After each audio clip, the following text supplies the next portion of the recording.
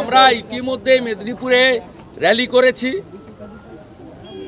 আমরা কলকাতাতে র্যালি করেছি, গভর্নরকে বলেছি আমাদের যারা আছেন তারা পাবলিক ইন্টারেস্ট লিটিগেশন করেছেন, আমরা প্রপারলি এটাকে ছাড়বো না, ইটস এ বড় ইস্যু।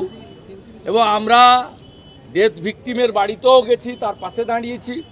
আজকে কার্তিক সিংকে নিয়েও আমরা তাদের বা অন্য যারা এফেক্টেড, যারা those who are interested to মানে আমাদের কাছে সাপোর্ট যারা চাইছে, যারা আমাদের হেল্প চাইছে, আমরা সমস্ত রকম আমাদের ডক্টর সেল মেডিকেল সাপোর্ট, আমরা ফিনান্সিয়াল সাপোর্ট সব কিছু দেওয়ার জন্য উই আর রেডি। আর সাথে সাথে 30 তারিখে কতজন এফেক্ট হয়েছে তার রিপোর্ট দিতে বলেছে মহামান্য প্রধান বিচারপতির বেঞ্চ।